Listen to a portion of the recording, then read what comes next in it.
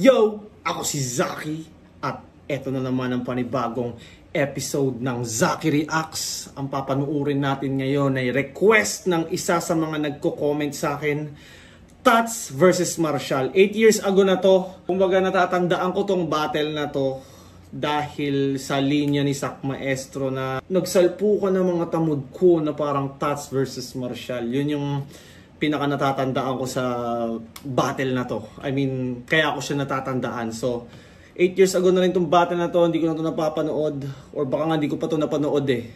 So, simulan na natin at hindi ko napapahabain pa. Let's go! Hindi tournament battle to, pero sundan pa rin natin yung oras. Unang banat, pakinggan natin, Tats Maven. Yes, wars! Game! Nuhuling laban, palpa. At ako'y nagmistulang, Pipe. Nasasalita ako'y nagkulang, pero aking sinabi ako ay babawi. Babayaran ng mga utang. Kaya ngayon, ibabalik ko ang laro na sumisira ng record. Ito ang Westbrook na magulang, kaya putang inang nanalo ka sa ahon. Natalo ako. Pero guess what? Wala silang pakialam sa'yo, kaya putaragis tanggapin mo ang totoo na para kung si Socrates namatay man sa poison, pero di ako pa rin ang pinag-uusapan ninyo. Oh, pero ikaw pa rin yung dapat. Namatay siya sa poison. Tinalo ba siya ni Poison 13? Ito yung mga siguro lumang flip-top na medyo akala ko malawak na yung flip-top knowledge ko. Marami pa pala akong nami-miss. So, yung laban nila ni Poison, hindi ko pa napanood yun. Ano ba? Kasi wala na akong takot ngayong haharapin ko ang kaba. Parang Muslim na nagsisimba, kaya kahit sabihin mo na ako'y napahiya, para hindi ko yung alintana, dahil tila sinadya atang ako'y malubog, para yung Mariang palad ko'y tuluyan maging Mariana. Mas umulat na malalim na napili kong bisyo, para ilabas ka sa flip-top na para ko'y maninigarilyo. Kaya malas mo, Bonifacio, halaga mula ay sinsilyo, kaya panigurado.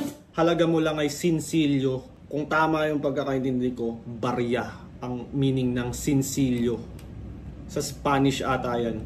Sa aking papel, masisingko ito sa lapi na may Emilio. Sinsilyo, ako'y maninigarilyo. Kaya malas mo, Bonifacio, halaga mula ay sinsilyo. Kaya panigurado sa aking papel, masisingko ito sa lapi na may Emilio. Dahil puro kopya lang sa banyagang liga to. Dahil puro kopya lang sa banyagang liga to, kaya dapat ka nang mabura. Yung mga bara na overseas padala dahil sa ibang bansa nagmula. Aking katibayan, yung kanyang laban kay Martin. May linya siyang far side, bibigyan kita ng fat lip. Doon pa lang nahuli na kita. Linya yun ni Bender kontra kay Tumi, wag mo kaming gawing tanga. Nagkamali na tayo, pinigas ko yung original na linya at ikaw pa ay nabigla, kaya umamin ka na. At huwag ng tago, kasi wala ka ng bisa, pambihira. Tinaglis mo lang. Tago ng tago. Pambihira, tinaglis mo lang yung linya ng Canadian, kaya di na ako magtataka kung kargada niya laman puro basura, container mula Canada. Dati alam ko may ano yun eh, di ba? Mga container galing Canada na puno ng basura tapos pinapadala ata sa Pilipinas. What the fuck, no? Pinapadalan tayo ng basura. Kung hindi tayo ninanakawan ng mga kurakot, pinapadalan tayo ng basura. O kaya sinasakop tayo ng ibang bansa. Ganun lang talaga lagi yung Pilipinas, no? Inaagawan ng dagat. Ninanakawan ng pondo. Tinatapulan ng basura. Ang hirap maging Pilipino pala, no? Kasi you kagayaran faggot. Sounds familiar ba, bro? Yun yung pambungan mo na linya kontra kay Stifler before flip-top pa to. Sa mga di nakakaalam, linya po yung disaster. Grabe ang lala na pala to. Nagnakaw na nga ng punchline, pati signature. Kinopia mo, dapat forgery na to. Kaya tangi na mo, pinagsasamantalahan mo lang ang masang walang ibang alam na liga malibas sa flip-top na to. Ayaw niyo sabihin na kaya niya ako i-take over kung tinitake advantage siya lang kayo. Kaya tangina mo, huwag mo sabihin nagkataon lang para hindi yung totoo. Kaya yung pagkakapi mo ang dahilan kung ba't pagkakapihan na lang namin yung karir mo. Kung ba't pagkakapihan lang para hindi yung totoo, kaya yung pagkakapi mo ang dahilan kung ba't pagkakapihan na lang namin yung karir mo. Pagkakapi mo ang dahilan kung ba't pagkakapihan na lang namin yung karir mo. Hindi kayo naniniwala na sa internet ng ebidensya. Ako sana'y sinabihan ng DVD, pero ikaw yung pirata ang mga letra. Nakikita ko sa ulo mo ang iyong pandaraya. Ako yung Muslim sa ating dalawa, pero ba't ikaw yung nakakopya? Yung kopya, yung sinusuot ng mga Muslim sa ulo na bilog. Usually for prayer, yung iba sinusuot talaga siya araw-araw.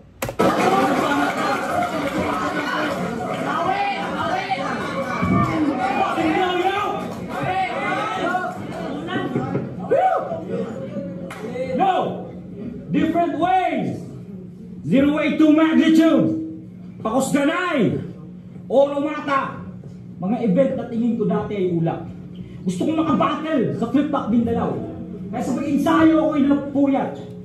Di ako pinasali ni Enigma eh. Kahit todo na yung sulat. Tingin niya yata sa mga sulat yung bato. At tingin niya yata ay burak. Pero alam nyo, kinalabang ko pinakamalupit sa Mindanao. Sarili ko yung binuhat. Pero hindi pa rin nangyari. Kaya moral ko'y nagkasugat. Hanggang sa ako'y umalis. Ngayon nagbalik. Sa katotohanan ako'y namulat. Na si Enigma ay nag-direct ng Tarzan X. Pinagsibak ako ng mga pusi sa gubat! Pero okay naman Si Arik yung nag-direct ng Tarzan X. Pinagsibak ako ng pusi sa gubat. Tarzan X baka porno yun. Tapos pinagsibak ng pusi sa gubat. Parang ano lang, sobrang haba ng setup. Enigma ay nag-sorry naman na yung binigyan ako ng pagkain solid. Kahit na konting laman, dapat na paghandaan na parang kanyang biblical story alam. Ang labang to'y pagdiriwang ng pagbabalik ng prodigal son. Kaya what's up, kapal? Assalamualaikum, kapal. Kainin mo, kamao ko. Ito ay halal. Alam mo nga nakasak mong baboy. Kainin mo, kamao ko. Ito ay halal. Kainin mo, kamao ko. Ito ay halal. Alam mo malakas akong baboy. Pag naghanda, kapal, ako'y blasphemous. Mambabastos sa entablado kahit na may kapal. That's me when nasa mic. Makakatikim ng Tyson Hook. Supalpal ni Lebron kay Iguodala. Huwag kang feeling icon dude. Malalaman nila mas classic ako. When this night concludes, ako ang ankle breaker ni Iverson kay Tyronn Lue. Dahil ha? Ankle breaker ni Iverson kay Tyronn Lue. Ito ba yung parang hinakbangan niya? Yung ba yun? Marami kasing crossover si Iverson eh. Yun nga yung parang highlight na tinirahan niya. Tapos nung natumba, hinakbangan niya. Tapos tinignan niya pa ng matagal. Yun ba yun? Please comment down below. Beneath, under. Kita, pagkatapos ng pagtigra, di permanente lupit ni Tats. Ang tawag sa kanya Hena. Dahil nag-joke nung nakaraan. Kaya siya'y naging loser. Wala akong magiging dahilan kung ba't di ka mag-joke. Heimlich maneuver. Dahil alam mong malaki respeto natin sa isa't isa. Kaya dahil ang rap skills natin angat sa iba. Kaya pag ikaw nag-joke pa sa harapan nila, mula Heimlich maneuver ay susuplex na kita.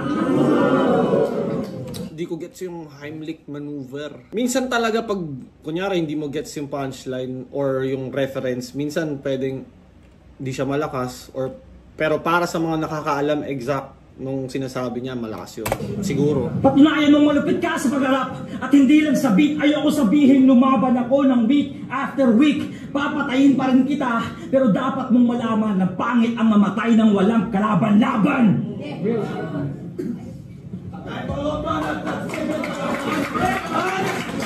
Medyo pangit yung pangit in-end ni Marshall yung round niya.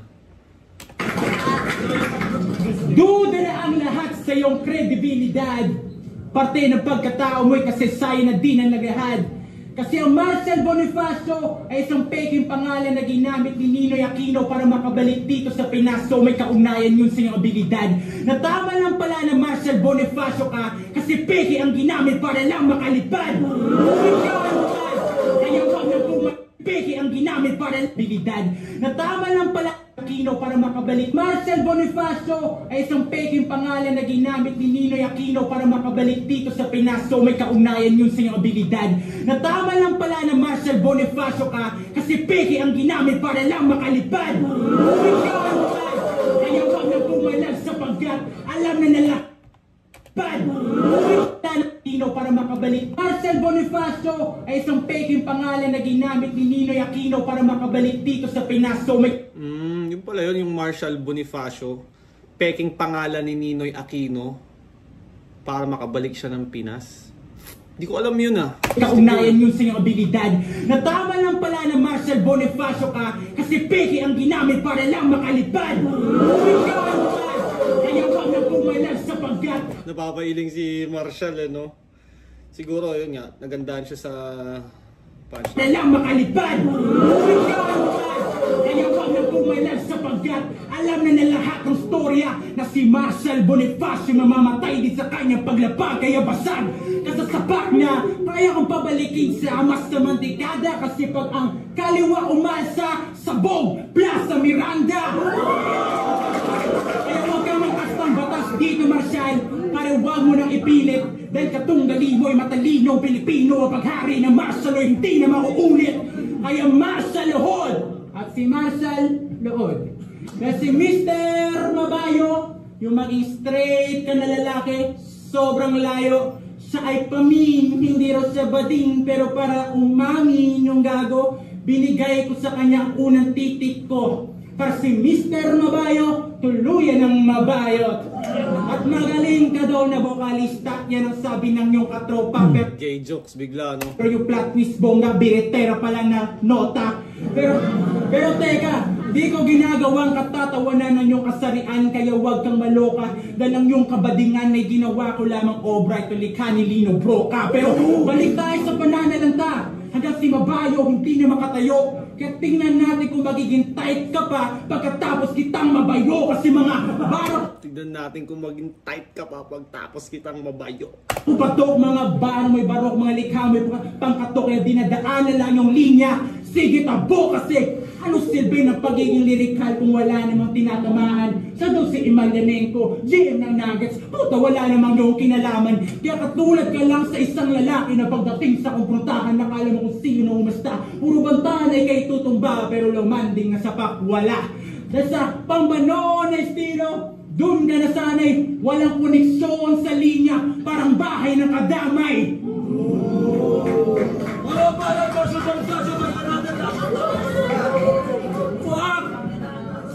Yo! Sa produkto na magandang halimbawa ang gago ka Ines. Dahil ako ang halimbawa na magandang produkto. Dahil sa punches kung direct sa mga linya mo, meron na akong na-detect na kayo malabo ma-impress. Hindi ka magandang produkto, Tats. Garon kang factory defect dahil ang sabi niya kay Poison, magsasabay, makakarating sa destinasyon pag nagsabay ang kaliwa at kanan parang administrasyon. Magandang pakinggan ang linya kaya walang komisyon, pero pag inisip niyo mabuti, baka bigla kayong malito pag nagkarambol batats, paano ka sumuntok? Ganito! Ano nagsabi na kay Cool? Line marking ata to sa mga lumang linya ni Tats sa laban niya ata kay Poison at sa iba niya pang mga laban. Medyo mahirap din para sa akin kasi lalo na kung hindi ko napanood. Paano ka sumuntok? Ganito! Ano nagsabi na kay Cool Kid? Napakabobo talaga ng iyong mga hirit. Yung lyrics ang badgy, pang gawin bulilit. Bobo, badgy, gawin bulilit. Putang ina yung wordplay, bakit mo pinipilit? Seryoso? Direct Bobot at Badgy Mortis? Well, pakinggan mo tong akin, Tats. Ako'y direktor din sa eksena na battle rap pero hininga na kalaban ang laging cut. Hininga na kalaban ang laging cut. Para kaapelido ko silang Direct Bobot. Pag nagpalit ako ng rap name Brad, imbis na Marshal Bonifacio, magiging Marshal Mortis yan dahil ako ay nang babadi bag. Ginagawa mo kasing kuryente ang wordplay dahil sa power ikay mahina. Kulang sa shock value kaya pinipilit na maabot ang linya. Ang sulat mo pang source dahil sa sobra nitong sick. Ang sulat mo pang Forbes, puta puro rich. Sulat mo pang Forbes, puro rich. Siya daw si Vic Soto dahil sa kanya na yung Luna. Pero ako si JC Rivera dahil ako ang nakauna. Mga ganito, hindi ko na alam yung reference ng mga panahon na to. JC De Vera, nakauna. Siya daw si Vic Soto dahil sa kanya na yung Luna. Pero ako si JC De Vera. Vic Soto? Huh? Siya daw si Vic Soto dahil sa kanya na yung Luna. Pero ako si JC De Vera dahil ako ang nakauna.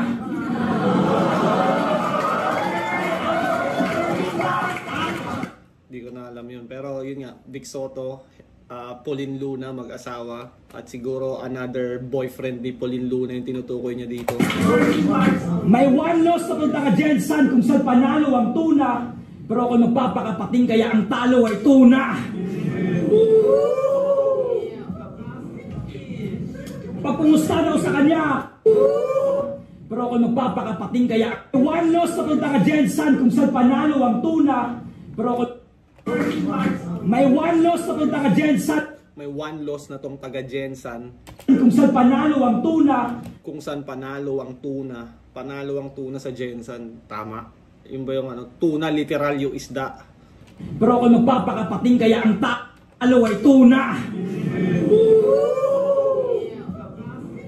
Magpapakapating kaya talo ang tuna. So literal, pag naglaban yung pating tsaka tuna, talo yung tuna. Tapos may one loss record yung taga Jensan. So pag tinalo pa ng pating, yung talo niya, tuna! Oh shit! Tuna! Damn! Tangay na talo yung tuna. Tsaka pating. Buti di nasali yung mga butanding. Di nasama sa wordplay.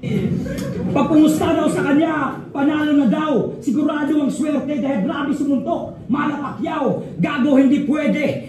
Solid puncher, taga Jensan, taga Tarantadong Kaliwete. I'll put you behind bars, ikaw si Rolando Navarrete. Bibigyan ko lang to ng L. At ang mauuwi ko dito G is W. Panalo taga Iligan. Huwag niyo sabihin makukuha ng taga GSW. Masasintalo pa ang mga tira ko sa taga GSW. Mag-uuwi ka ng gunshot wounds. Yun ang GSW. GSW, gunshot wounds. Lakas nun. GSW yung Golden State. Bibigyan ka ng gunshot wounds. Yun ang GSW. Bibigyan ko lang to ng L. At ang mauuwi ko dito G is W. Panalo taga Iligan. Huwag niyo sabihin makukuha ng taga GSW. Masasintalo pa ang mga tira ko sa taga GSW. Mag-uuwi ka ng gunshot wounds. Yun ang GSW. Bibigyan ko lang to ng L. Ang uuwi ko, G is W. Makukuha ko G is W. Tapos, ulit nga, tayo na. Tadong Kaliwete, I'll put you behind bars. Solid puncher, taga Jensan, taga Tarantadong Kaliwete. I'll put you behind bars, ikaw si Rolando Navarrete. Bibigyan ko lang to ng L. At ang mauuwi ko dito G is W. Bigyan ko to ng L, mauuwi ko dito G is W. Ano taga Iligan? Huwag niyo sabihin makukuha ng taga GSW. Masasintalo pa ang mga tira ko sa taga Jensan W, Jensan win.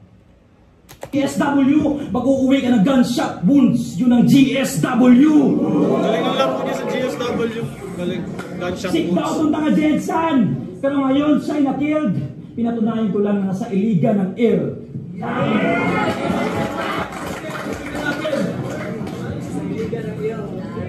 Si Joel Maarte. Parehas laylay yung nila intro ng round 2.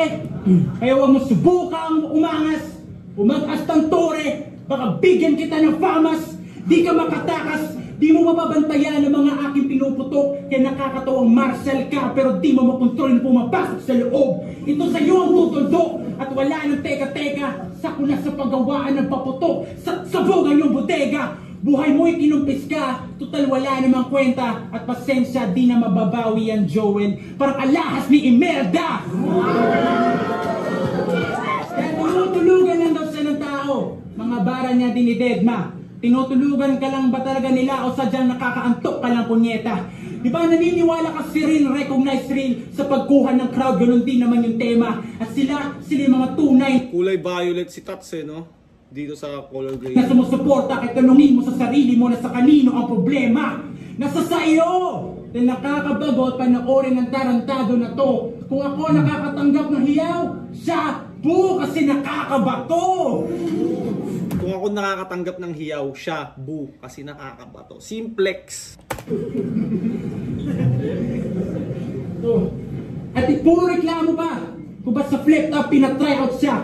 Pare, sino ka ba? Gusto mo masampal sa mukha? Nakapasok ako dito dahil lamang sa isang kanta. Ano? Ika'y napahiya? Dahil kahit dito ekis ka, dahil para ika'y makapasok, nagpa-draft pa ako pumasok bilang thesis na. Flashback 2015, nag-message sa akin si Sak Maestro na sa akin debut battle, kalaban ko daw itong hangal. Pero si Arik mukhang nag-alangan kasi alam niya ako'y BIFF pagdating sa beef, puro para pagkain halal. Kaya nung pumasok BIFF, parang ano yun, Bangsamoro Islamic Freedom Fighters ata. Kaya nung pumasok ako sa event, pumasok akong delikado kasi wala akong nakitang martial. Nasaan ka nun? Pero sa paglipas ng taon, unti-unti ko naintindihan na sinadya niya pala magsimula ako sa dosage para maging kulang ang poison ni Marshall para dinatalaga niya ako mo.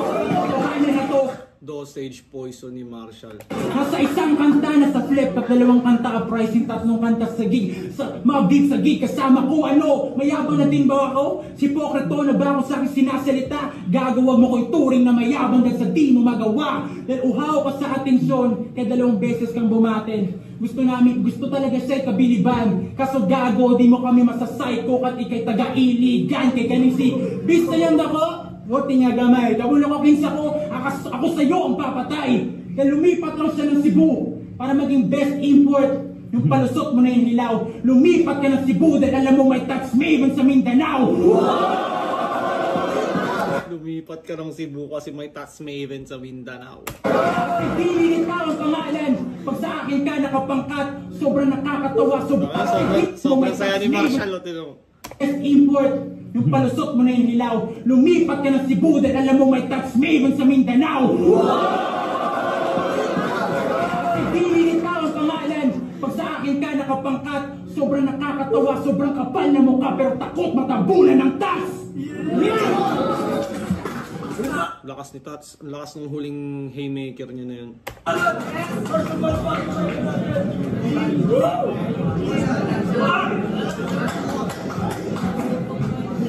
Yo!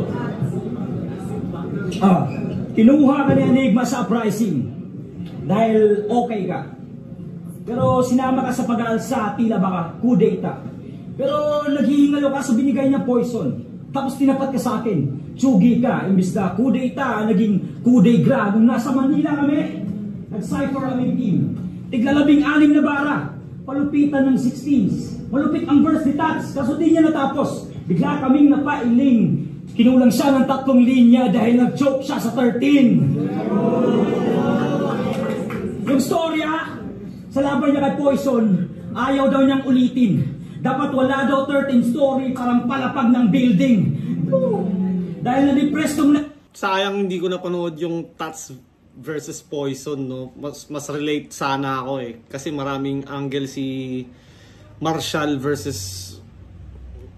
maraming angle si Marshall kay Tats na about sa laban niya kay Poison na hindi ko napanood. Kaya sayang, parang hindi lahat kumbaga nagigets ko. Nakaraan at si 13 ang reason why ngayon nag-suicide tong bitch. 13 reasons why. Tapos sa future ng Mindanao, pananaw nyo ay sira. Nabuntis sa premarital sex dahil ang future nag-iba. Nagka-problema yata sa signal si Tats kaya sa ahon 7 na pahiya. Nawala ng bars itong si TM kaya naputo ng pagsasalita. Nakita nyo naman ang katangahan niya sa videong inilabas. Sobrang pangit na pinakitang Tats gustong i-cover up ni Batas. Tapos sa future ng Mindanao, kabilang na to, hindi ka future ng Mindanao Tats, nag-iisa lang ako. Oo, mahirap ang kininyang titulo bro. Pero nakita nyo naman ang evolusyon ko mula kay Nicky, Krega, Sak Maestro, mga halimaw sa dibisyong to. Wala pa ako sa flip top, kinalaban ko na yung mga idolo nyo. Yung mga idolo mo. Yung mga idolo mo, pwede ko pang kalabanin si Uncle Zero kung okay sa kanya. Pwede ko pang kalabanin si Uncle Zero kung okay sa kanya. Malabo kami mag-rematch si Nicky. Naging komedyante na siya, si Krega. Tinalo ko na dati kaya wala nang kaba. At Kuya Hansel, magsabi ka lang kung may gana ka na.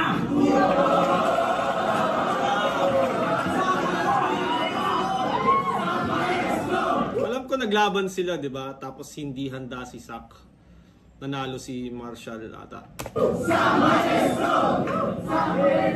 Tama ng laro! Makikipagsabayan na ako sa heavyweights. Nasa mataas na level ang Mindanao, pero kaya ko pang i-elevate yung pangalan ko. Wala akong pake kahit di man yan i-celebrate. Basta sa Mindanao, si Marshall na sa blueprint na parang renegade.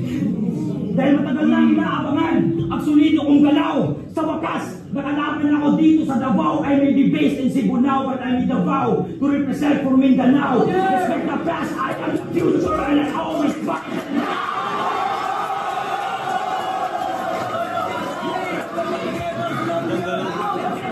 Ginamit niya yung ender ni Sak. Respect the past but I'm the future and I always mind the now. Maririnig pa kaya natin ulit sa flip top yung always mind the now na yon mula kay Sak? Curious lang ako kung makakapag-comeback pa ba si Sak ng kahit ilang battles na malakas. Gusto ko pa rin mapanood si Sak kahit madami siyang haters ngayon dahil sa pagiging hindi preparado niya. Pero kung preparadong Sak, tangina, gusto ko pa rin mapanood yun.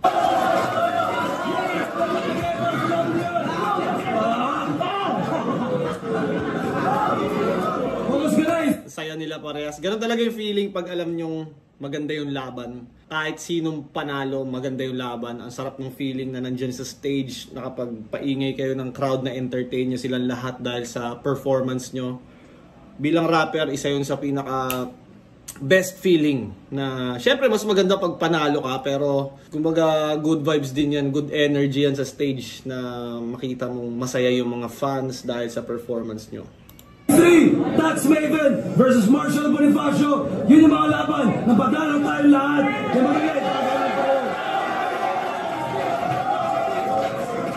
Pag sinabi ni Arik na yun yung laban na panalo tayong lahat, ano bang siguro sa paningin niya ba, like could have gone either way yung laban, ano man ang decision, kumbaga ano mang judgment ng mga hurado is kumbaga ano na lang yun, panlasa, kumbaga panalo pa rin lahat doon.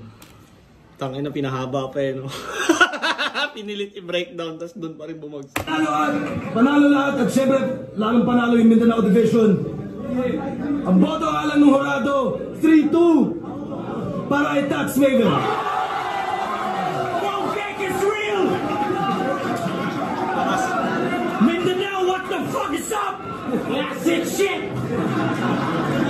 At yun, gusto kong pasalamatan yung nag-request nito dahil yun, para maiba naman. Minsan hindi ko na rin alam kung anong papanoorin eh. At salamat dahil ikaw ang nakapag-request ng aking daily dose of battle rap.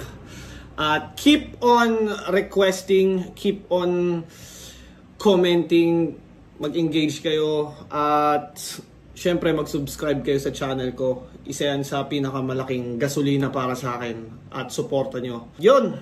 Crown Manila, Baby Jack Apparel, Floodway Hustlers. Lagi nyong tatandaan, I love you all.